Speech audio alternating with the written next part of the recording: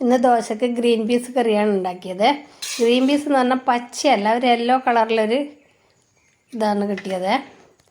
പുതിയ മോഡലാണെന്ന് തോന്നുന്നു. ഇതുപോലെ ഈ കളർ ഗ്രീൻ പീസ് നിങ്ങൾ വാങ്ങിയിട്ടുണ്ടോ ഉപയോഗിച്ചിട്ടുണ്ടോ എന്ന് കമൻറ്റ് ചെയ്യണേ. ആദ്യം ഞാനിതൊരു 2 വിസിലിന് വേവിക്കുന്നുണ്ട്. അത് കഴിഞ്ഞാണ് ഉരുളക്കിഴങ്ങ്, ഉള്ളി, തക്കാളി, ക്യാരറ്റ്, ഇഞ്ചി എല്ലാം കൂടെ ചേർത്ത് കൊടുത്തു. വെളുത്തുള്ളി നിങ്ങൾ ഇട്ട് കൊടുത്തോളൂ, ഞാൻ ചേർത്തിട്ടില്ല. പിന്നെ കുറച്ച് മഞ്ഞൾപ്പൊടിയും മുളക് പൊടിയും ഉപ്പും ചേർത്ത് വീണ്ടും 2 വിസിലിന് വേവിക്കുന്നുണ്ട്. നല്ല വേവുണ്ട് ഇത്. മറ്റേ നമ്മളെ ഗ്രീൻ പീസില്ല, പച്ച കളറുള്ളത് പോലെയല്ല. പിന്നെ വെളിച്ചെണ്ണ ഒഴിച്ച് കടുകും ജീരകവും പൊട്ടിച്ചു, ഉണക്കമുളക് ചേർത്തു. പിന്നെ വെന്ത കഷ്ണങ്ങളിലേക്ക് വേവിച്ച് കൊടുത്തു. വെന്തിട്ടുണ്ട്, പക്ഷേ ആ പച്ച കളറിലേതുപോലെ വെന്ത് ഒടയുന്നില്ല, അങ്ങനെ നിൽക്കുന്നുണ്ട്. അതുകൊണ്ട് കറിക്ക് കുറച്ച് കട്ടി കുറയും. പിന്നെ ഇതിനകത്ത് കുറച്ച് ചിക്കൻ മസാലയും കുറച്ച് കുരുമുളക് പൊടിയും ചേർത്ത് കൊടുത്തിട്ടുണ്ട്.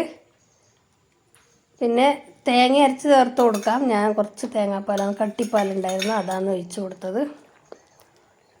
പിന്നെ ഒരു നുള്ളു ഗരം മസാല, ഒരു ഫ്ലേവറിന് വേണ്ടി, നല്ലൊരു ഫ്ലേവറായിരിക്കും അങ്ങനെ ചേർത്ത് കൊടുക്കുമ്പോൾ. അതും കൂടെ ചേർത്തു.